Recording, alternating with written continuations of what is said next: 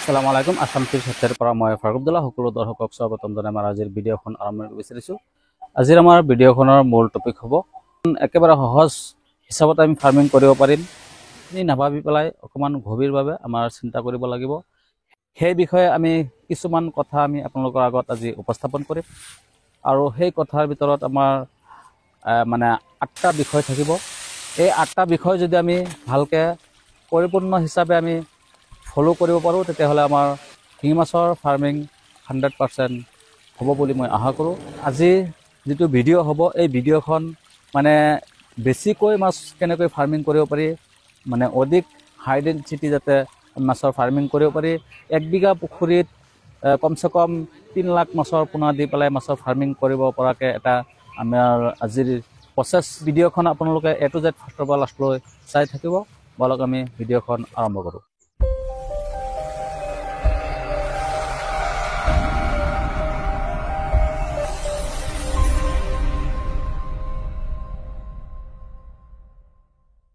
এক নম্বৰ হৈছে উপযুক্ত ঠাই। মানে এই উপযুক্ত ঠাইটো মাছৰ ফাৰ্মিঙৰ পুখুৰীৰ কাৰণে উপযুক্ত ঠাই যদি নহয় তেতিয়াহ'লে মাছৰ ফাৰ্মিঙৰ বহুত অসুবিধা আহে। সেইটো কাৰণে উপযুক্ত ঠাইটো আমাৰ আগতে নিৰ্বাচন কৰিব লাগিব। 2 নম্বৰ হৈছে নিৰ্ভৰযোগ্য স্থান। নিৰ্ভৰযোগ্য স্থানটো মানে কিয় প্ৰয়োজন হয়? অসমৰ ভিতৰত এনেকুৱা জেগা আছে মানে বাৰিষা হৈ যায়, বানপানী আহি যায়, মানে ব্ৰহ্মপুত্ৰৰ পৰা পানী আহে বা বিভিন্ন ধৰণৰ বানপানী আহে। এই ঠাইসমূহত আমি শিঙি মাছৰ ফাৰ্মিং নকৰাটো ভাল হ'ব, কাৰণ অধিক টকা আপুনি উপাৰ্জনৰ কাৰণে গৈ পেলাই আপোনাৰ অধিক টকা লছ হ'ব পাৰে। সেইকাৰণে এনেকুৱা ঠাই আপুনি বাছনি নকৰিব, এনেকুৱা ঠাই আপুনি এৰি চলিব লাগিব। আৰু আপোনাৰ ঘৰৰ চোতালত যদি পুখুৰী হয়, যদি আপোনাৰ চোতালৰ পানী নামে, বৰষুণৰ যিটো পানী হয়, পানীটো নামে, এনেকুৱা ধৰণৰ হ'লেও আপুনি ঘনত্ব হিচাপত আপুনি মাছৰ ফাৰ্মিং কৰিব নোৱাৰিব। আৰু এই বানপানীৰ সমস্যাটো হয়তো আপুনি ভাবে যে বানপানীৰ সমস্যাটো আমি নেট লগাই দিম, নেট লগাই পেলাই আমি এই বানপানীৰ পৰা মাছটো মানে ৰখাই দিব পাৰিম, বা পাৰখন ডুবি গৈছে, ডুবি যোৱাৰ পিছত শিঙি মাছ নেট দি পেলাই ৰখাব যদি ভাবিছে তেতিয়াহ'লে এইটো একেবাৰেই নোৱাৰিব। বানপানী যেতিয়া হৈ যায়, হোৱাৰ পিছত নেট দি পেলাই শিঙি মাছ কেতিয়াও ৰখাব নোৱাৰিব। এইটো চিন্তা নকৰি পেলাই আপোনাৰ এই স্থানসমূহৰ বাহিৰে আপুনি টাৰ্গেট ল'ব লাগিব। 3 নম্বৰ হৈছে মাটি পৰীক্ষা। তাৰমানে মাটি কিয় পৰীক্ষা কৰিব লাগে? মাটি এনেকুৱা ধৰণৰ মাটি আছে, অসমৰ ভিতৰত বহুত ধৰণৰ মাটি আছে।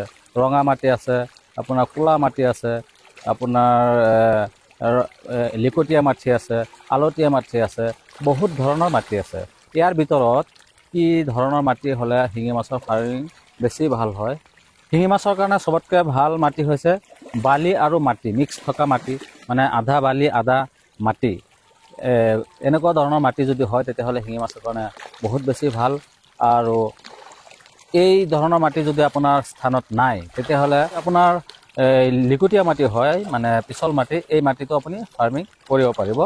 অকণমান পানী দিয়াৰ লগত মমৰ নিচিনা গলি যায়, এনেকুৱা ধৰণৰ মাটি আছে। এইবিলাক মাটিত আপোনাৰ ফাৰ্মিং নহয়। পানী যেতিয়া গোলা হৈ যাব, মাছৰ অক্সিজেন কম হৈ যাব, মাছৰ বেমাৰ আজাৰ হোৱাৰ সম্ভাৱনা বেছি হয়।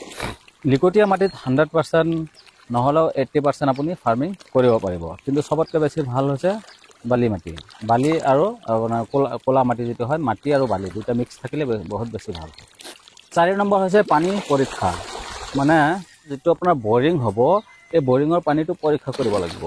ইয়াৰ ভিতৰত আইৰণ থাকে, আইৰণটো কিমান আছে এইখিনি আপোনাৰ পৰীক্ষা কৰিব লাগিব। আইৰণ যদি বেছিকৈ থাকে তেতিয়াহ'লে শিঙি মাছৰ কাৰণে ইমান ভাল নহয়। আইৰণ যাতে নাথাকে সেনেকুৱা ধৰণৰ পানী হ'ব লাগিব। আৰু বৰিঙৰ পানীত যাতে কোনো গেছ নাথাকে সেইটো আপোনাৰ পৰীক্ষা কৰিব লাগিব। 5 নম্বৰ হৈছে গছ গছনি বা ছাঁযুক্ত স্থান। পুখুৰীৰ পাৰত যদি গছ গছনি থাকে তেতিয়াহ'লে মানে ইমান ভাল নহয়, আৰু গছ গছনি থাকিলেও ইমান বেয়া নহয়। যদি গছ গছনি আছে তেতিয়াহ'লে মাছৰ কাৰণে এটা সুবিধা হয়, মানে পুখুৰীত ছাঁ পৰি থাকে। ছাঁ পৰি থাকিলে পুখুৰীত ইমান বেয়া নহয়, ভালেই, গোটেই দিন ছাঁ পৰি থাকে। এনেকুৱা ধৰণৰ হ'লে নহ'ব, 8 ঘণ্টা ৰ'দ পৰিব লাগিব, তেতিয়াহ'লে ভাল হ'ব। আৰু চবতকৈ বেটাৰ হৈছে আপোনাৰ পুখুৰীৰ পাৰত গছ নথকাই ভাল। আৰু যদি গছ আছে তেতিয়াহ'লে ওপৰত নেট লগাই দিব লাগিব, ডাঙৰ ডাঙৰ ফুটা থকা নেট লগাব লাগিব, জাল লগাব লাগিব, তেতিয়াহ'লে অক্সিজেনটো ছাপ্লাই হৈ থাকিব। নহ'লে অক্সিজেন পুখুৰীত অহাটো বন্ধ হৈ যাব। বতাহ যদি নাহে অক্সিজেন নাহিব, সেইটো সাৱধান থাকিব লাগিব। 6 নম্বৰ হৈছে বিদ্যুৎ বা জেনেৰেটৰ। এই দুটা বস্তু আমাৰ শিঙি মাছৰ ফাৰ্মিং কৰিবলৈ হ'লে প্ৰয়োজন হ'ব বা নহ'বও পাৰে। ইয়াৰ দুটামান কাৰণ আছে। আপোনাৰ অক্সিজেন যিহেতু শিঙি মাছৰ কাৰণে দৰকাৰ নাই, শিঙি মাছৰ অক্সিজেন নহ'লেও চলি যায়। কিন্তু যদি আপুনি অধিক ঘনত্ব মানে অধিক মাছ যদি আপুনি ফাৰ্মিং কৰিব বিচাৰিছে 1 বিঘা এটা পুখুৰীত, তেতিয়াহ'লে আপোনাৰ বিদ্যুৎ মানে কাৰেণ্ট আৰু জেনেৰেটৰ লাগিবই। দিনত ইমান প্ৰয়োজন নাই, ৰাতি আপোনাৰ কাৰেণ্টৰ এটা সেফটিৰ দৰকাৰ আছে। মানে পুখুৰীত মানে লাইট দিব লাগিব। তাৰপিছত পুখুৰীত মানে পানী বেছিকৈ দিব লাগে, মানে 24 ঘণ্টাই পানী দিব লাগে। মই আগতে কৈ দিছোঁ আইৰণটো মানে নাথাকিলে বেছি ভাল হয়। মানে 24 ঘণ্টা যিহেতু মানে পানী দি থাকিব, আইৰণটো পুখুৰীত জমা হৈ থাকিব। তলত যেতিয়া নেকি আইৰণটো জমা হৈ যায়, তেতিয়াহ'লে পুখুৰীত গেছৰ মাত্ৰাটো বাঢ়ি যাব। সেইটো কাৰণে আইৰণটো ৰিমুভ কৰিব বা আইৰণ নথকা পানী পুখুৰীত দিব লাগিব। আৰু এই কাৰেণ্ট থাকিব লাগিব মানে সদায় পানী দিব লাগিব। আৰু যদি কম মাছৰ পোনা দি পেলাই আপুনি মাছৰ ফাৰ্মিং কৰে, তেতিয়াহ'লে মানে সদায় পানী দিব নালাগে। তো মানে যিমান পাৰে সিমান দিব লাগিব। আৰু জেনেৰেটৰ কিয় লাগে? জেনেৰেটৰ লাগিব মানে এই সদায় যিহেতু মটৰ চলি থাকিব, যেতিয়া নেকি কাৰেণ্ট চলি যাব, লগালগ জেনেৰেটৰ ষ্টাৰ্ট কৰিব লাগিব যদি বেছিকৈ মাছৰ ফাৰ্মিং কৰিব বিচাৰিছে। দুইটা বস্তুৰ প্ৰয়োজন আছে। আৰু কমকৈ মাছ যদি ফাৰ্মিং কৰে, তেতিয়াহ'লে ইমান প্ৰয়োজন নাই জেনেৰেটৰ, কাৰেণ্ট হ'লে চলি যাব। 7 নম্বৰ হৈছে যোগাযোগ বা ব্যৱস্থাপনা। তাৰমানে আপোনাৰ পুখুৰীটো এনেকুৱা ঠাই হ'ব লাগিব যাতে আপোনাৰ যাতায়াতৰ যিটো সুবিধা এইটো মানে পূৰাপূৰি থাকে, যাতে ৰাস্তাৰ কাষত হয়। ৰাস্তাৰ কাষত হ'লে আপোনাৰ দানা লৈ অহা যোৱাৰ ইমান অসুবিধা নহ'ব। আৰু দানা আপুনি হাজিৰা লগাই টানিব নালাগে। এনেকুৱা ঠাই হ'লে বেছি ভাল হ'ব পুখুৰীটো। আৰু দানাটো মেইন মেটাৰ নহয়, মেইন কথাটো হৈছে কি আপোনাৰ পুখুৰীখন যিটো হাই ইণ্টেনচিটিত আপুনি ফাৰ্মিং কৰিব মাছৰ, যাতে 1 বিঘা পুখুৰীত যেতিয়া নেকি আপুনি 100 কুইণ্টেল বা 150 কুইণ্টেল আপুনি মাছৰ ফাৰ্মিং কৰিব, তেতিয়াহ'লে আপোনাৰ এই মাছখিনি যেতিয়া নেকি বিক্ৰী কৰাৰ সময়ত এটা সমস্যা দেখা দিব। তাৰ মেইন কাৰণটো হৈছে কি এই পুখুৰীৰ পৰা মাছটো আপুনি ড্ৰাম দি পেলাই মানুহ লেবাৰ লগাই কঢ়িয়াই লৈ যাব লাগিব। এই কঢ়িয়াই লৈ যোৱাৰ সময়ত আপোনাৰ লেবাৰ খৰচটো বাঢ়ি যাব। আপুনি যে লেবাৰ দি পেলাই মাছখিনি টানি লৈ যাব, এই লেবাৰ দি পেলাই টানি লৈ গ'লে মাছ ড্ৰামত লৈ গ'লে মাছৰ মানে আঘাতপ্ৰাপ্ত হৈ যায় মাছ। আৰু মাছ যেতিয়া নেকি ইনজৰি হয়, আঘাতপ্ৰাপ্ত হয়, তাৰপিছত লগালগ মৰি নাযায়, 2 দিন পিছৰ পৰা মাছ মৰা আৰম্ভ কৰিব। আৰু বেপাৰীয়ে এই মাছখিনি নি যেতিয়া লৈ যোৱাৰ পিছত মাছৰ মানে মৰ্টেলিটি হ'ব। মৰ্টেলিটি হোৱাৰ পিছত বেপাৰীৰ লছ হ'ব। অট'মেটিকলি আপোনাৰ পিছত যেতিয়া নেকি আপুনি মাছ বিক্ৰী কৰিব, আপোনাৰ অসুবিধা এটা হ'ব। সেইটো কাৰণে আপুনি ভাল জেগা নিৰ্বাচন কৰিব, যাতে আপোনাৰ পুখুৰীৰ পাৰৰ ওচৰত গাড়ী মানে যাব পাৰে, সেনেকুৱা ঠাই আপুনি পুখুৰীৰ মাছৰ ফাৰ্মিং কাৰণে নিৰ্বাচন কৰিব। আৰু যদি আপুনি সৰুকৈ কৰিব বিচাৰিছে, মানে কম মানে মাছৰ ফাৰ্মিং কৰিব, তেতিয়াহ'লে ৰাস্তা নহ'লেও হৈ যাব। 8 নম্বৰ হৈছে পুখুৰীৰ আয়তন বা গভীৰতা। পুখুৰীৰ আয়তন কিমান হোৱাটো দৰকাৰ? পুখুৰীৰ আয়তন যিমান সৰু হয় ইমানেই ভাল। চবতকৈ মানে ডাঙৰ পুখুৰীটো হৈছে কি 1 বিঘা বা 2 বিঘা, ইয়াৰ বেছি ডাঙৰ যাতে নহয়। আৰু চবতকৈ সৰু পুখুৰীটো হৈছে 1 কঠা। আৰু মাজৰ যদি আপুনি ধৰে, তেতিয়াহ'লে 1 বিঘা। 1 বিঘা পুখুৰী যদি হয় আপোনাৰ, তেতিয়াহ'লে বহুত বেছি ভাল হয়। 2 কঠা 3 কঠা হ'লেও ভাল হ'ব। মানে মেইন কথাটো হৈছে কি আপোনাৰ পুখুৰীখন যাতে দীঘলীয়া হয়, মানে আয়তন হিচাপত আপোনাৰ স্কোৱাৰ যাতে চাৰিওফালে স্কোৱাৰ সমান নহয়, অকণমান দীঘলীয়া হয়।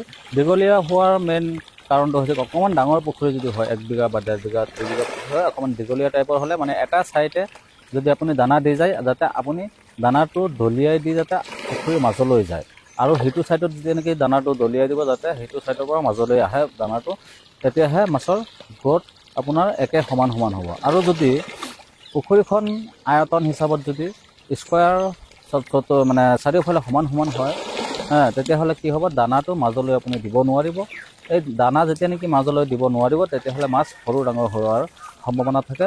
আৰু পুখুৰীৰ শিঙি মাছৰ পুখুৰীত যিহেতু মেডিচিন বেছিকৈ ইউজ কৰিব লগা হয়, এই মেডিচিনবিলাক যেতিয়া নেকি ইউজ কৰিব, ইমান মানে হাই ডেন্সিটিত যদি আপুনি শিঙি মাছৰ ফাৰ্মিং কৰিছে, এই মেডিচিনবিলাক আপুনি পুখুৰীত নামি পেলাই কেতিয়াও দিব নোৱাৰিব। দিলে আপোনাৰ ভৰিত আপোনাৰ শিঙি মাছে সানিব পাৰে। যদি ভৰিত সানে তেতিয়াহ'লেতো এটা আপোনাৰ বিষ আছেই মাছৰ, আপোনাৰ কেতিয়াবা ইনফেকশ্যনো হৈ যায় শিঙি মাছে সানিলে। সেইটোৰ কাৰণে আপোনাৰ পুখুৰীটো এনেকুৱা দীঘলীয়া হোৱা দৰকাৰ, যাতে মেডিচিনবিলাক দুইটা চাইডে যদি ঘূৰি ঘূৰি মানে ওপৰত দি পেলাই মেডিচিনটো দিব পাৰে, তেতিয়াহ'লে আপোনাৰ কাৰণে বহুত সুবিধাজনক হ'ব। আৰু গভীৰতাটো আপোনাৰ কিমান হোৱা দৰকাৰ, মানে হাইটটো কিমান হোৱা দৰকাৰ, চবতকৈ একেবাৰে মিনিমাম আপোনাৰ 6 ফুট যদি পুখুৰীৰ মানে গভীৰটো হয়, তেতিয়াহ'লে বহুত ভাল হয়। আৰু মেক্সিমাম আপোনাৰ 10 ফুট 12 ফুট হোৱা হ'লেও আপোনাৰ পুখুৰীৰ শিঙি মাছৰ ফাৰ্মিং কৰিব পাৰিব। এতিয়া আপুনি আপোনাৰ পুখুৰীখন আছে 4 ফুট দ, তেতিয়াহ'লে মাছ একেবাৰে কম দিব লাগিব। আৰু পুখুৰীত মানে আপোনাৰ পুনি দি ভৰ্তি কৰি ৰাখিব লাগিব, যাতে ছাঁ থাকে, যাতে ৰ'দৰ যিটো তাপ হয়, ৰ'দৰ তাপটো কম পুখুৰীত মানে পানীত মানে কম যাতে লাগে, তেতিয়াহে আপোনাৰ ভাল হ'ব। আৰু চবতকৈ বেছি ভাল হৈছে পুখুৰীটো মুকলি থকা বেছি ভাল। কোনো ধৰণৰ আপোনাৰ পুনি বা আপোনাৰ মেটেকা এনেকুৱা ধৰণৰ কোনো বস্তু দিব নালাগে, পূৰা পৰিষ্কাৰ থাকিলে ভাল। আৰু পৰিষ্কাৰ যদি আপুনি ৰাখিব বিচাৰে, তেতিয়াহ'লে আপোনাৰ পুখুৰীটো 6 ফুট হ'ব লাগিব। আৰু 6 ফুটৰ পৰা 12 ফুটলৈকে আপুনি শিঙি মাছৰ ফাৰ্মিং আৰামত কৰিব পাৰিব। 6 ফুট হ'লে আপোনাৰ পুখুৰীত আপুনি 1.5 লাখ মান আপুনি 1 বিঘা পুখুৰীত আপুনি মাছ দিব পাৰিব। আৰু যদি 12 ফুট হয়, তেতিয়াহ'লে আপুনি প্ৰায় 3 লাখ মাছ আপুনি 1 বিঘা পুখুৰীত দিব পাৰিব। এতিয়া আমি যিটো কথা কৈছোঁ, এইটো হয়তো সম্ভৱৰ বাহিৰত আমি কথাবিলাক কৈছোঁ। আপোনালোকে হয়তো কমেণ্ট কৰিব যে নিজে ফাৰ্মিং কৰিছে নে নাই, ভিডিঅ' বনাই দিছে, এইটো ইমান সম্ভৱ হ'ব। আপোনালোকে যদি এনেকুৱা ভাবে, এই কথাখিনি যদি ৰিচাৰ্চ কৰে, তেতিয়াহ'লে আপুনি ঘৰত বহি থাকি কৰিলে লাভ নাই। আপোনালোক আমাৰ ঘৰলৈ আহি পেলাই ভিজিট কৰিব। আমি ইউটিউবাৰ নহয়, আমি নিজে মাছৰ ফাৰ্মিং কৰি, নিজে মাছৰ ব্ৰিডিং কৰি, হেচাৰি বনাই গোটেইখিনি আমাৰ আছে, মানে গোটেইখিনি নিজেই মই কৰিছোঁ। কৰি পেলাই প্ৰেক্টিকেলি হিচাপত আমি জানি পেলাই আপোনালোকৰ আগত আমি দাঙি ধৰিছোঁ। আৰু মই ইউটিউবাৰ নহয়, মই এজন ফাৰ্মাৰ। মই ফাৰ্মাৰ হিচাপে মই যিমানখিনি মই জানো, সিমানখিনি আপোনালোকৰ আগত দাঙি ধৰিছোঁ। আৰু যদি আপোনালোকৰ মাছৰ পোনাৰ প্ৰয়োজন আছে, তেতিয়াহ'লে আমাৰ আছাম ফিছ হেচাৰিৰ পৰা মাছৰ পোনা লৈ যাব পাৰিব। বৰ্তমান সময়ত শিঙি মাছৰ পোনা ইমান এভেইলেবল নাই, প্ৰায় শেষৰ ভাগত পৰি গৈছে। আৰু যিমানখিনি মাছ আছে, ইমানখিনি মাছ আপোনাৰ ইমান সৰু নহয়, অকণমান ডাঙৰ চাইজৰ আছে। 2.5 ইঞ্চি 3 ইঞ্চি চাইজৰ মাছ আছে। এইবিলাক মাছ আপোনালোকৰ যদি প্ৰয়োজন হয়, আমাৰ পৰা লৈ যাব পাৰিব। আৰু লগতে ভিয়েটনামী কাৱৈ, যিটো ভিয়েটনামী কাৱৈ নেকি এটা মাছৰ ৱেট ডাঙৰ হ'লে 3 পোৱা 1 কেজিলৈকে হৈ যায়, এনেকুৱা ধৰণৰ ভিয়েটনামী কাৱৈ আমাৰ ইয়াত আছে। এইবিলাক মাছৰ আমি ব্ৰিডিং কৰিছোঁ। আমাৰ ইয়াত যিবিলাক বুডাৰ আছে, বুডাৰবিলাক 0.5 কেজিৰ পৰা 800 গ্ৰামলৈকে আছে। এইবিলাক মাছৰ আমি ব্ৰিডিং কৰিছোঁ, ইনজেকশ্যন কৰিছোঁ, কৰি পেলাই আমি পোনা ৰেডি কৰিছোঁ।